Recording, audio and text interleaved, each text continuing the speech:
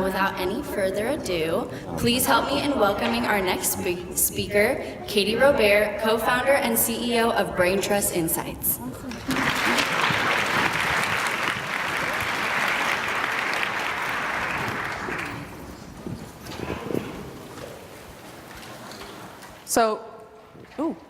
Good morning, everyone. I guess it's still morning. And I realize that I am the only thing standing between you and the food trucks.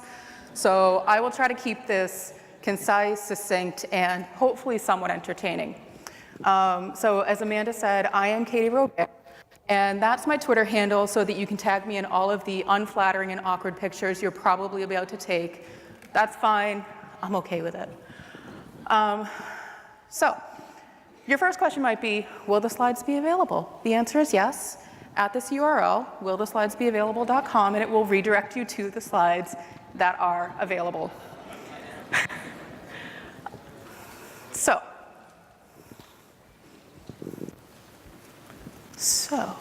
Oops. OK, a little aggressive. So before we start talking about predictive analytics, I wanted to just walk through the baseline of the hierarchy of analytics. So the hierarchy works like a ladder where you start from the bottom and you work your way up with that foundational piece. Now, when I was practicing this speech at home, my husband said to me, well, why wouldn't you just run and jump onto like the third rung? And I was like, great question. You're not in marketing, so let me explain that. You wouldn't want to just run and jump onto the third rung of a ladder because you're going to bruise your shins, and that's going to hurt. And it's much the same way with data, where you want to start with that foundational piece. So you start with your descriptive analytics. What happened? This is your infrastructure. This is your Google Analytics data, your marketing automation data, all of your quantitative data that tells you, here's what happened. The next rung of that ladder is diagnostic. Yes, it's diagnostic. And that's why did it happen? So that's your customer survey data, that's your customer support data, and that really supplements why did it happen? Why did the thing happen? Why did something go viral? Or why did nobody sign up for our webinar? And so what we often see is that companies get stuck at this bottom two rungs of what happened and why did it happen, because they don't necessarily have their infrastructure set up correctly, or they don't know how to measure anything. I used to work at a company very long time ago who really struggled to get the infrastructure set up so that when we did run a webinar or have a promotion, we really had no way to measure it, so we couldn't get off that bottom rung of the ladder, and it was really frustrating for everybody involved. Sales never knew why their revenue wasn't growing. Product managers didn't know why people weren't receptive because it just wasn't set up correctly. So if you take away anything, set up your infrastructure correct, or ask for help to do so, because then once you have those two rungs, you can move on to predictive analytics. And so that's what will happen next. And so predictive is a forecast. It's statistical. It's an algorithm. And so it takes all of your historical data and projects it forward to say, this is what is likely to happen. After predictive, you have what's called prescriptive data, which is what should we do about the things that we know? And so that's where you come up with those formulas, those recommendations that say, we know X is going to happen, and when that happens, we do this. And then the last rung of the ladder is actually something that doesn't currently exist. It's called proactive, and we're probably about 5 to 10 years away from it. It's deep learning using all four rungs of the data hierarchy to feed into a machine, and that it would basically do all of this for you. So your jobs are safe for now, but be on the lookout for proactive. So we've all been here. We've all sat in a meeting with a manager. I've been here. I'm actually in that picture. And you've had someone come to you say, I want all the things. I want an email blast. I want social media. I want to call people. I want direct mail. I want everything I can possibly do to let my audience know, my customers know that I'm here. And you're sitting in that meeting going, oh my God, no, please no. Because you know that that's not the best way to reach your customers. It's not the best way to reach your audience members. And so using something like a predictive forecast can help you get a better understanding of timing and of priority. So what's the problem with data analytics? Well, as we saw with that hierarchy, a lot of people get stuck at that bottom rung, and they're only ever looking backwards. So if you imagine that you're driving in a car, you're typically 10 and 2, looking forward, but using only historical data, you would be driving that car like this backwards, and you're going to crash. And so what happens? There's a tree, there's another car, there's a pedestrian, and you don't know what you're going to hit in front of you. And so using something like a predictive forecast will give you that guide, like a GPS, to say, hey, there's a tree ahead, maybe you should veer to the left or to the right a little bit.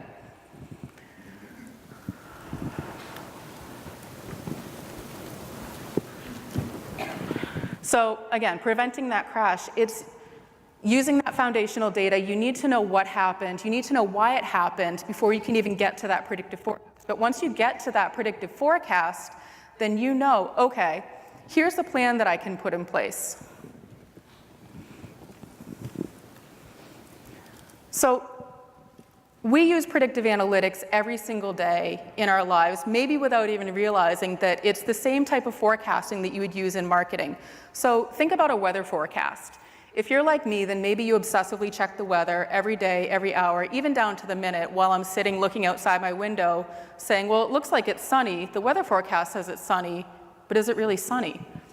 And so a predictive forecast in marketing is very similar to a predictive forecast in weather in the sense that it's a guide, and it's going to tell you whether or not you need to bring an umbrella or a heavy jacket. You might not need it, but then you're prepared for it. You're not caught off guard when that thing happens, when the rainstorm happens. And so, again, I just want to stress the importance that a predictive forecast is not a magic ball, but it's something to use to guide you when you're making your plans. So let's get into exactly what predictive forecasts are and how you can use them.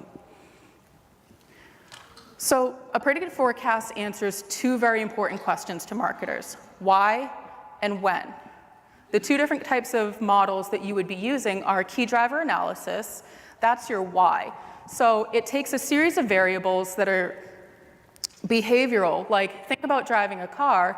You would want to look at the road conditions. You would want to look at traffic. You would want to look at your estimated time of arrival. And you can't necessarily prioritize all of those things. So a key driver forecast would help you understand, what are my priority things? What's the most important to my customers? What's the most important to me? And then when is that time series forecast that tells you when it's going to be the most important to your customers. So using the two in conjunction can give you really efficient plans. Again, very aggressive. So how does it work? Sorry. So how does it work? So it's math, it's statistics. It's using algorithms that you can build in code such as R or Python, which are both free. You can buy it off the shelf. But essentially what it does is it takes your historical data and it projects it forward. And so that sounds pretty simple, and it is. And so that's why I wanted to kind of demystify what predictive analytics could mean for marketers. So if you think about your website traffic, a predictive forecast is going to find a pattern in your data to say, this is likely what's going to happen over the next 365 days, or a shorter amount of time if that's what you want to look at, so that you can plan for when there's highs and lows in the traffic coming to your website. So you're probably thinking to yourself at this point, okay, that's great, but how do I even get started on predictive forecasting? Well, you make a plan. So the first part of the plan is to figure out why you want to be doing this in the first place. What's the question that you're trying to answer? Why do you need to do a predictive forecast? What is your goal? What is your outcome? So knowing those things ahead before starting a predictive forecast is going to help you set the tone for getting that information out and making the plan for the forecast.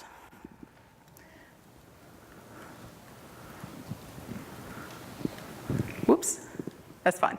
So the next step is to pull the data. So there's a lot of different types of data sets that you can use to run a predictive forecast. So the most common ones are your descriptive data, your foundational data. That could be your Google Analytics, your Adobe Analytics. That could be your social media data.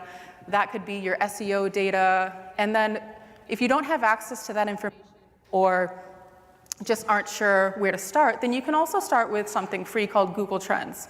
Google Trends data is really clean, really consistent, and so I would highly recommend checking it out. It's good for predictive forecasting, but it's also just a good tool for marketers to use.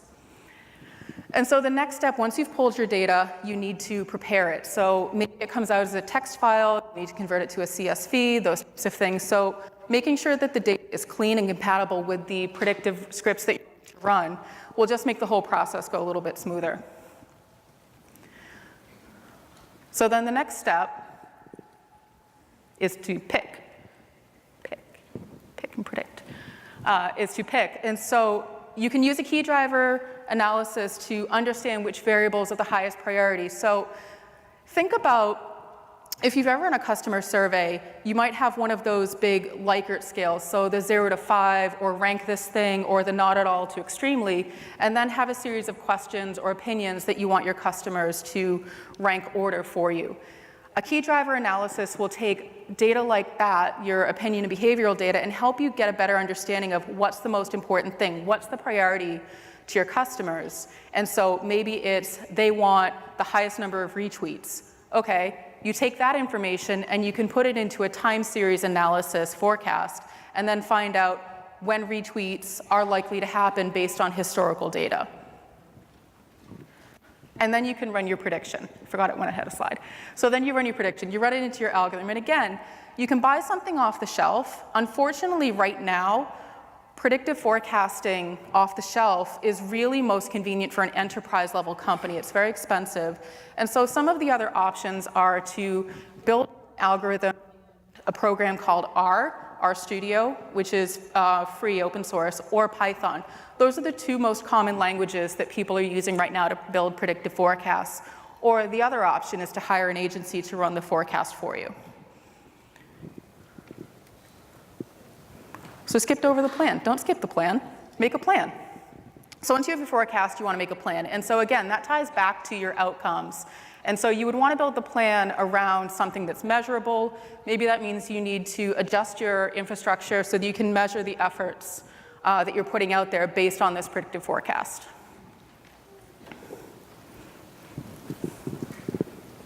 Okay.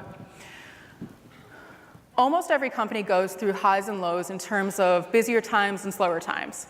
And so we went through this recently at Braintrust Insights, where we had a little bit of a down period during the summer months where people were on vacation, people just weren't as interested in hiring consulting firms. And so we used that opportunity to run predictive forecasts for ourselves so that we knew what was going to be the most important to our audience.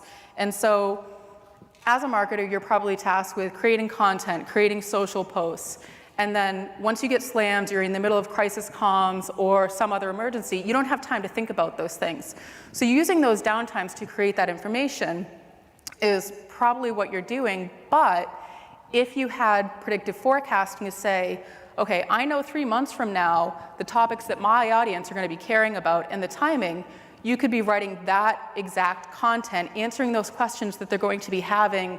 Maybe it's about Google Data Studio, maybe it's about running PR.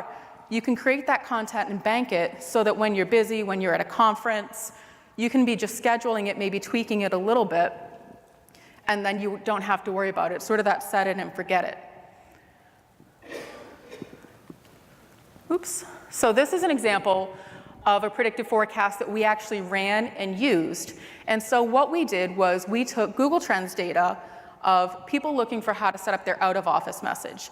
Now, we did this because we don't have access to everybody's email data. We don't know the trends within their companies. So we made a broad stroke guess. And so once we had a rough predictive model for when people were not going to be checking their email based on our assumption of if they're looking for how to set up their out-of-office message, they're probably going on vacation. And so what you can see in that red box is that's the period of time when people are checking their email the least. And it corresponds with the July and August months, which is what you'd expect. And a predictive forecast, a lot of times, is really just confirming your assumption. So it's a data-driven way to move forward. So what we did at that point was we said, okay, we have a couple of options. We can choose not to send any email at all. We can choose to send email as we normally do, or we can pivot our plan a little bit more. And we ended up choosing the third option.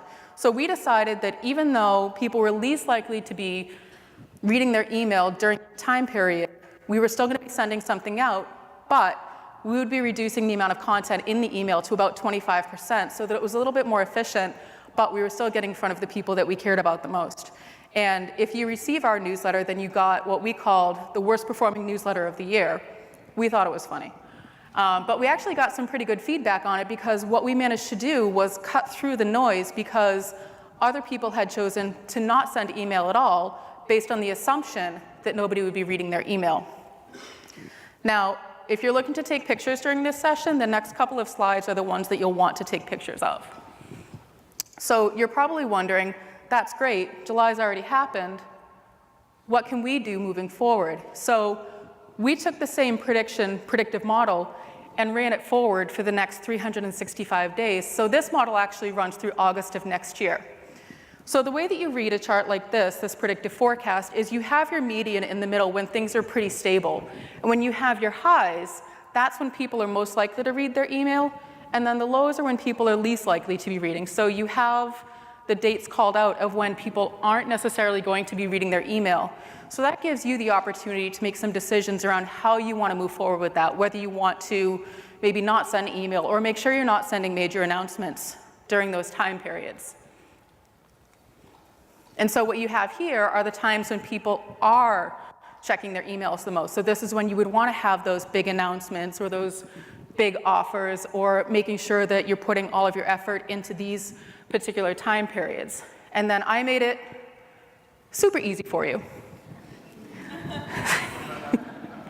So on the left is when not to send email or when to pivot your strategy to not send those high impact emails, those announcement emails. And on the right is when you should be sending that information. You should be sending those big announcements. And again, this is just a forecast using Google Trends data. It's data of when people are likely to be searching for their how to set up their out of office message. So it's making some assumptions. Everyone good? All right. So one of the things that marketers are tasked with is figuring out how to approach, how to make sure that they are engaging with people along the customer journey. So if you are unfamiliar with the customer journey, or if you are, here's a little bit of a refresher. The customer journey, sometimes called the buyer's journey, the owner's journey, or the path to purchase, consists of a series of steps of awareness, to engagement, to consideration, to purchasing, to ownership and loyalty. And so you can use a predictive forecast through every single one of these stages, but the way that you use it might differ a little bit depending on whether you're making plans internally or externally in terms of finding your customers. So the first stage of the journey is awareness. And this is when people are finding out about you. This is when they might be going to social media to do some research, going to Google to find out who can I ask to help me create a Google Data Studio dashboard. And so this is when you would want to have content or posts around those types of questions. So just for fun, we decided to run a predictive forecast on cheese. Everybody loves cheese, and if you don't, you're probably in my camp where you're lactose intolerant and the cheese doesn't love you back. But what we wanted to do here was demonstrate that you can run a predictive forecast on pretty much any type of content using Google Trends data. So what we did was we took hundreds of different types of cheeses and ran it through our own predictive algorithms. And so what you can see is this week, the week of September 2nd, people in the United States are looking for mozzarella. So what you would want to do with that information is to create content answering the questions that they might be asking about mozzarella. I'm looking for mozzarella recipes. I'm looking for how to store mozzarella, the different types of mozzarella. And so you could have that information ready ahead of time so that when people are looking for that, they're finding you. And then what you would do is you would look at the weeks coming up and say, okay, now they're looking for cheddar, or now they're looking for something else, maybe Gouda, and you would also have content around that. So then the next stage is consideration. So they found out about you. They know that you have services, and now they're going to explore a little bit more. And this is maybe when they're signing up for your email newsletter or downloading white papers or case studies. And so again, if we look back to that There it is. If we look back to that email forecast, you would use this to plan out when you're sending that information to your customers. So maybe, that manager who wants everything wants you to send a daily email or a weekly email, but you run a forecast and it says, you know what, maybe our best chance to hit people and make sure that they're really reading our information is only quarterly. So you would have this information to show to your manager or to whoever your client to say, you know what, let's try it this way. If it doesn't work, we'll try it your way and we'll try sending a daily email, but for right now, this is what the data is showing us. So the next step of the journey is evaluation. So they know who you are, they know that you know what you're talking about when you're talking about cheese, and they've started to get your newsletter that includes recipes or helpful tips on storage, and now they're ready to evaluate you as a company. So they're ready to raise their hand and say, I want to work with you. So you can run a forecast on your CRM data to tell you when you are likely to get leads in the door and what those high and low periods are. So this is the type of data that you would use for internal planning. So when the peaks are at their highest, you would want to use that time to create the plans for how do we get more leads in the door? What do we do to get people to convert from a prospect to a lead? And then when the peaks are going to be there at their lowest, that's when you execute those plans, because the goal is to try to get those highs and lows to even out a bit more, or to get the lows to come up more to that median stage. So they're really impressed by your mozzarella recipes, they've signed up for your newsletter, they've said, yes, I want to work with you, and now they're ready to purchase. So you've signed them on as a customer. So the next step that you can do with a predictive forecast is actually running it on your revenue data. So anything that's time series, anything that's consistently captured, thank you, you can run a predictive forecast on. So again, this would be something that you would use for internal planning purposes. This is when we're most likely to be getting revenue in the door, and this is when we're least likely. So what do you do with those highs and lows? Well, when you're most likely to get revenue through the door, you let the revenue just come. When you're least likely, that's when you're executing those plans that you made during those higher periods of people signing up for things. So you can see that there's a bit of a prescriptive pattern here.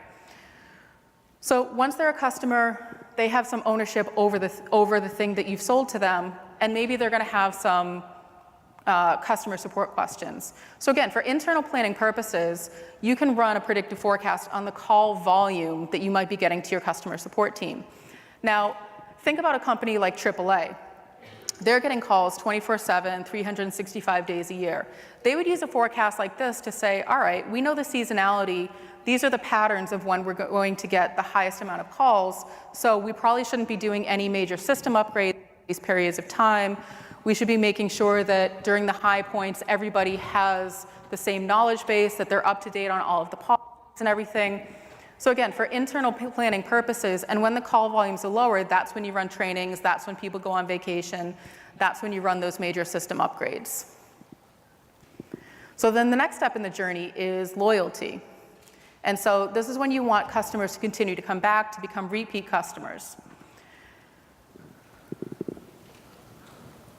So what you see here is an example of a key driver analysis versus a time series that we've been looking at. So the key driver analysis takes a look at different behavioral variables. So in this particular example, we wanted to know the highest value customers versus the lowest value customers. So your x-axis is your recency repeat customers, and then your y-axis is the value. So there's two clusters that you should be looking at if you get an analysis like this, where you have the right-hand quadrant of these are our high-value, high-touch, white glove customers that bring us in the most money and are the most loyal. And then you have at the bottom in the left-hand quadrant, these are the customers that aren't as high value and don't become repeat customers. So what can we do to get them to move out of that quadrant? So you can come up with a couple of different plans once you have that information. And then the last step of the customer journey is evangelism, which I just skipped right over. And so we live in an age where if a company doesn't have a digital presence, if they're not on Facebook, if you can't Google them or find them online, then we don't believe that as consumers that they exist. We just assume that it's a shady front for something. And so you as a company could be running a predictive forecast on the volume of Yelp reviews that you're going to be getting. And so what you would find in this is patterns that you might not have known about. So if you're a seasonal shop, then you can expect to be getting Yelp reviews during those peak seasons. But if you're open all year round, you would want to have a better sense of when am I getting that foot traffic in the door, but also when are people most likely to be leaving reviews. So maybe that's the time, like if you're a restaurant, to not be mucking around with your menu or trying new things or experimenting. Do that during the periods of time when you're in the valleys and people aren't leaving as many reviews. So again, all of this boils down to practical applications of how to use a predictive forecast to make your life a little bit easier. So speaking of practical applications, this is a content marketing calendar that we use at Brain Trust Insights. This is the exact calendar that we have been using for the past few months. So what we did was we did our SEO research, we figured out the keywords that we wanted to be known for, and then we ran them through our own predictive forecasting software. And so what you can see is we were able to determine what topics people in our audience would be the most interested in and when. So knowing that I'm at Inbound this week and my business partner is actually speaking at Content Marketing World right now as well, we weren't going to be around this week to create the content we wanted to. So we used those summer months to create the content knowing that we wouldn't have time now. So we've been creating content around Google Data Studio, best practices, or how to get started, or resources, or trainings, basically trying to answer those helpful questions that people would be having so that they would find us first. There's other questions about what is data science. So we've been recording podcasts and webinars so that we can answer those questions that people would have. So here's a case study that we did for a client of ours. They're a winemaker, and they have the types of wines, the products that you would expect to see. So they have the Cabernet Sauvignon, the Chardonnay, the Merlot, Pinot. And so what we were able to do with them was chunk it out in a 30-day forecast and say, these are the 5 things that you absolutely should be doing during this time period based on your audience's search trends. So what you can see is that we were able to recommend to them for Chardonnay, your Chardonnay content should be in place and optimized for search on April 1st, because people are going to start searching for Chardonnay throughout the month of April. You should have your email campaigns ready to go mid-month when that search volume is peak. And you should have Instagram stories ready to go live the week of April 8th and repeat the week of April 18th, again, capitalizing on when people are searching for Chardonnay. You would want to spin down your Cabernet Sauvignon because people aren't going to be searching for it as much. And then start your Pinot Noir content mid-month, knowing that towards the end of the month, people are going to be looking for that. So again, it's all about using these tools for planning purposes. So some caveats about predictive, because it would be irresponsible to not give you some. You have to use your judgment. So you know your customers, you know your industry better than anyone. So once you have a predictive forecast, you still have to look at it and go, that's not quite right. I'm still going to follow the path that I was going to go down the first way. A predictive forecast is really just a supplemental piece of data that you would use in conjunction with your descriptive and your diagnostic data to make that plan. So it's not the end-all and be-all. It's not a crystal ball. It's not black magic. It's math. And so the other things to be aware of is to expect the unexpected and that you can't plan for everything. So what this means is every day there are things that happen globally that we have no control over. So you might have political upheaval, natural disasters, zombie apocalypse, aliens. Those things could happen. We don't know, but they haven't happened yet. But what that means is that your data, it's going to be jammed up. It's going to be foobarred a bit. And you can't plan for that. You can't plan for there to be an alien invasion and be like, okay, I can't collect data during this time period, so all right, I guess I'll just plan around the alien invasion that it might be coming. There was a few years ago, maybe a few more years than that, of a stock market crash. Anytime the stock market crashes, it's going to affect your data set. But again, these are things that you can't plan for. You just have to know that you can't plan for everything. You just have to know that things will happen that will affect your data, but those are sort of on those outer limit extreme anomalies. So we got through that pretty quickly, which is great, because I know you guys are probably hungry waiting for those food trucks. So to recap, predictive analytics, what is it? It's a helpful tool for marketers to help you plan. It's a forecast, projecting forward on your historical data. It's a statistical analysis using algorithms in R or in Python to help you sort of see forward what's coming so you don't smack into that tree.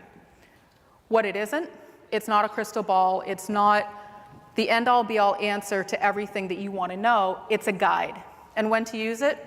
You can use it every day, all day. You can use it to help you plan just about anything, as long as you can find a supplemental data set either by Google Trends or your own proprietary data. Questions?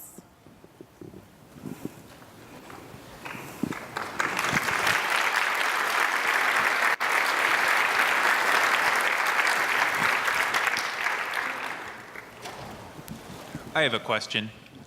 So you had said you were writing content specifically so that when people are searching Google for it, your results are showing up. Yep.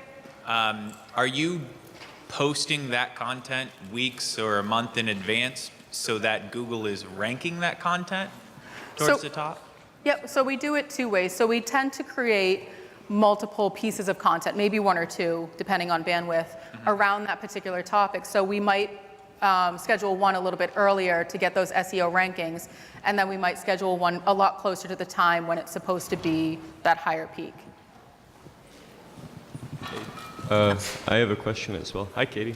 Hello. I was wondering if you could talk about how you could bring text analytics and NLP into predictive analytics as well to kind of round out the stack, if you have any information there. So text analytics being like text mining? Yeah. Yep, so we actually do a fair amount of text mining. And so the way that we've used text mining within predictive analytics is we've taken the large corpus of text, done the text mining first to figure out what are those topics, and then run the predictive forecast on the topics that emerge. Awesome. Thank you. That's Sure. useful.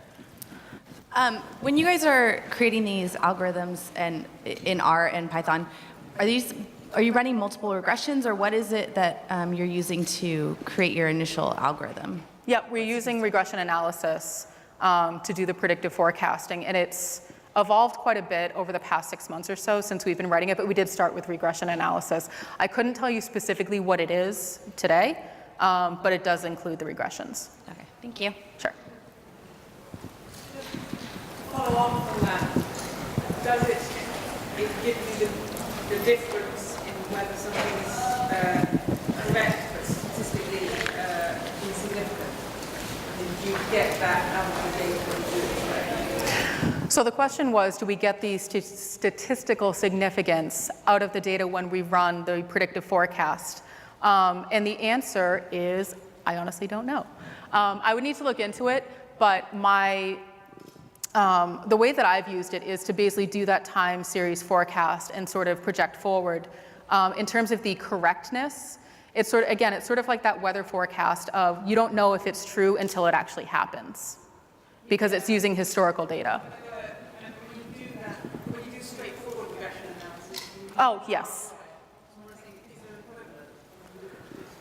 I honestly don't know the answer to that question, but I can find out for you.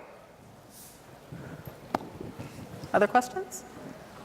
Hi. Do you use this sort of model for predicting or modeling new leads? Like, can you take what you've presented here and apply it in that way? Yep, absolutely. So what you would do, so the question was, can you model, again, likely to get new leads? Yeah. And so you would use your CRM data using the volume of when your leads are coming in, and you would run the forecast on that. So then you would sort of get those highs and lows of seasonality or whatever the pattern is for getting new leads in, and you could start to make plans around how do we get more leads during those times. So what the algorithm is going to do is find those patterns for you. How about attribution? Would you layer attribution sources to that as well? Or is that something different? It's a little bit different. We can talk separately about attribution analysis, but you can do it for each individual channel, each digital channel or property, and then layer them together and see what those patterns are. Okay, thank you. Sure. You mentioned beginning with like a plan or a strategy, and I'm curious, can you provide any examples of like what good objectives would be for organizations to begin with predictive analytics who have no real experience with it? Yeah, absolutely. So What I would recommend is starting with your overall business objectives. So having a good understanding of, at a high level, what those KPIs are, what those drivers are. So if the business objectives are new leads, more revenue, more website traffic, then that's where you would start to break it down into smaller chunks. And so website traffic, for example, we want to know when we're likely to get more website traffic, or what things drive more website traffic. So you could use that key driver analysis to figure out what are those elements that I need to have in place to drive more website traffic, whether it's more case studies, downloads, promotions on social, referral traffic, or the time of year when people are most likely to be coming to your website for more website traffic, and trying to find those seasonality patterns, and then creating those plans around how to boost more traffic or get more traffic. Yeah, okay, thank you. Sure. Other questions? Everyone's hungry? All right. Thank you. I appreciate it.